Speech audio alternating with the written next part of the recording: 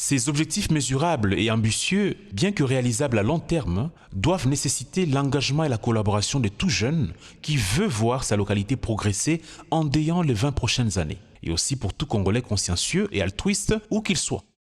Comment savoir si la population du ECF Village est heureuse? Nous poursuivons. ECF Village, objectif bonheur des habitants. La qualité de vie dans le ECF Village, partie 2. Parlons des 4 nouveaux indicateurs indispensables pour la qualité de vie dans le ECF Village. Nous avons parlé des 3 premiers indicateurs dans l'épisode précédent. Maintenant, parlons de 4 nouveaux indicateurs indispensables pour la qualité de vie dans le ECF Village.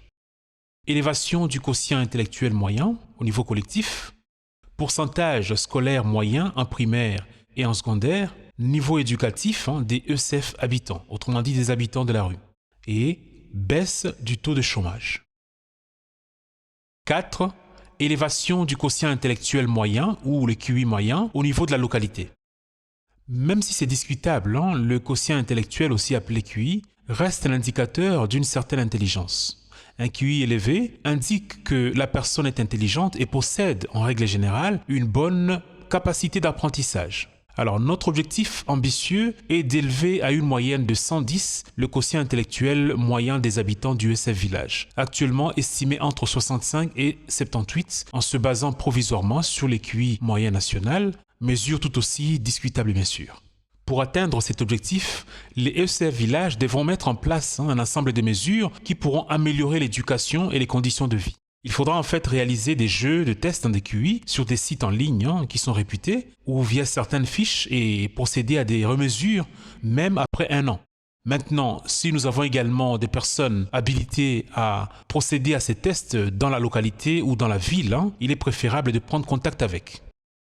Certes, d'autres facteurs comme la qualité des enseignants et les ressources disponibles dans les écoles sont importants, mais ils sont actuellement hors de notre contrôle. Cela est de la compétence de l'État. Nous restons concentrés sur ce que nous pouvons positivement influencer à notre petite échelle, c'est-à-dire ce qui dépend de nous. L'objectif est d'augmenter la moyenne du quotient intellectuel de la localité, autrement dit du ECF Village, à 110. Si nos enfants n'y parviennent pas en 2057, alors nos arrière-petits-enfants devront y parvenir avant l'an 2100. 5. Pourcentage scolaire moyen en primaire et en secondaire. Le pourcentage scolaire moyen, c'est un des grands indicateurs de l'instruction des enfants, tant pour la réussite scolaire que pour la réussite dans le monde codifié d'aujourd'hui. Alors cela est particulièrement significatif lorsque le pays offre un enseignement de qualité qui est accompagné d'un système scolaire efficace qui forme des individus responsables, intelligents, créatifs et sages. Cela n'est pas encore le cas en République démocratique du Congo pour l'instant, mais cela le sera un jour bien évidemment.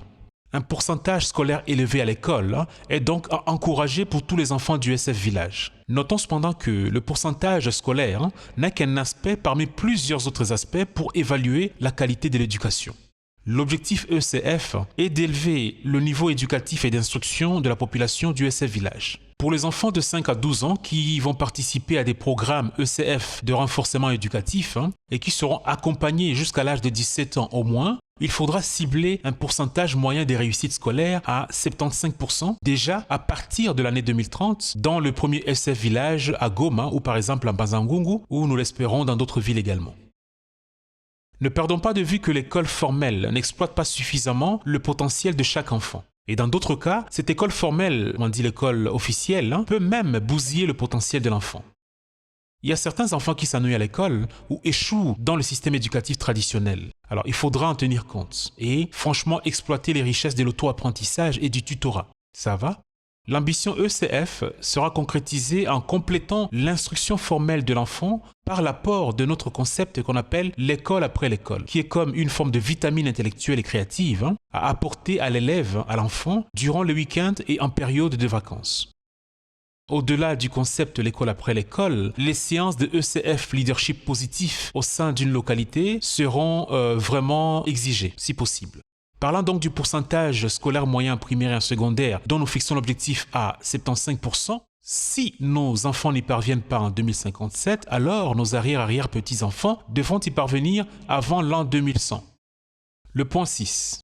Niveau éducatif des ECF habitants, autrement dit, le niveau éducatif des habitants du ECF village. Pour atteindre l'objectif d'élever le niveau éducatif au sein du ECF village, il y a 3 paramètres clés sur lesquels les ECF et autres habitants pourront agir en tant qu'individus. Alors, le premier paramètre, c'est l'accès à l'éducation pour tous nos enfants. Il faudra mesurer le pourcentage des résidents qui ont accès à une éducation de qualité, gratuite ou moins chère et obligatoire. À partir de là, il faudra créer le contexte d'éducation inclusive qui va garantir que chaque enfant, sans exception, puisse bénéficier d'une formation de qualité, de préférence via l'enseignement formel, avec en complément le programme ECF, l'école après l'école, et aussi les divers mentorats du concept ECF. Je le répète de nouveau, nous ne pouvons pas influer sur l'instruction formelle ou l'instruction officielle du pays. Ça va? Donc, nous devons passer par d'autres moyens, autrement dit l'école après l'école, exploiter le temps de l'enfant en dehors de l'école, durant les vacances, les week-ends et en dehors des heures scolaires en semaine. Deuxième paramètre, la qualité de l'éducation. Alors, bien que nous n'ayons pas de pouvoir direct sur la qualité de l'éducation publique actuelle, nous allons compenser ces lacunes actuelles grâce à nos programmes de mentorat et de cours en ligne, tels que le ECF École après l'école, comme nous l'avons dit. Donc, dans le contexte de la crise nationale, les ECF devront fournir des ressources éducatives complémentaires et offrir un accès à des cours en ligne qui vont provenir de diverses sources mondiales. Le dernier paramètre, les résultats des élèves. Nous évaluerons les performances des ECF élèves à travers des tests standardisés tels que le test de quotient intellectuel ainsi que leur participation à des concours internationaux, nationaux et régionaux afin de mettre en avant leurs compétences éducatives. Mettre en avant également leurs capacités cognitives et leurs capacités intellectuelles. Ces évaluations nous permettront de suivre la progression éducative et intellectuelle de la communauté ECF et d'identifier les domaines qui nécessitent en fait un soutien accru. Nous n'allons pas cacher ici que notre ambition est que des élèves au sein du ECF Village, peu importe le lieu, puissent participer à des compétitions internationales, par exemple des grands mathématiciens ou des grands physiciens, élèves, étudiants je veux dire, et qu'ils puissent gagner, ou tout simplement qu'ils puissent être dans le top. Alors, si nos enfants n'y parviennent pas en 2057, alors nos arrière-arrière-petits-enfants devront y parvenir avant l'an 2100. On va donc parler ici alors du dernier indicateur concernant cet épisode. 7. Baisser le taux de chômage. Pour réduire le taux de chômage au sein du ECF Village à 0%, nous devrons nous attaquer aux causes profondes du chômage en RD Congo. Les principaux facteurs incluent la pauvreté, la faible croissance économique, l'insécurité, le manque d'inventivité et de créativité, ainsi que les lacunes en matière de curiosité intellectuelle, d'éducation et de formation professionnelle. Selon diverses sources nationales et internationales crédibles, le taux de chômage en RDC était estimé entre 60 et 80% en 2022. Cela signifie que 60 à 80% de la population active congolaise, donc tranche d'âge 15 à 64 ans, était sans emploi officiel en 2022. Pour relever ce défi du taux de chômage à 0%, le ECF Village adoptera une approche holistique afin de mettre en œuvre diverses initiatives de manière anticipative.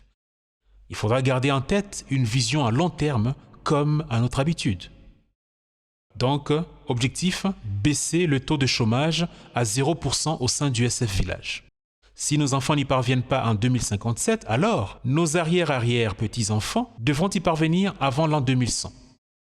Voilà, chers amis, on va continuer à le répéter. ECF Village est un concept synonyme de bonheur collectif, ou, pour paraphraser Thomas Sankara, on va en finir avec cette culture égoïste du champagne pour quelques-uns et leurs enfants, et nous passerons à une culture de l'eau potable pour tous. Et aussi, si besoin, champagne pour tous ceux qui le veulent. Une culture où ceux qui ont se battent aux côtés de ceux qui n'ont pas, pour que tout le monde ait une vie de qualité. Nous avons cité 4 nouveaux indicateurs ou objectifs mesurables dans cet épisode. Et il nous en reste encore 3 à traiter dans l'épisode suivant. Il s'agit de niveau de sentiment de sécurité, réduction du taux de mortalité maternelle, réduction du taux de divorce, séparation ou abandon de ménage au sein du ECF Village.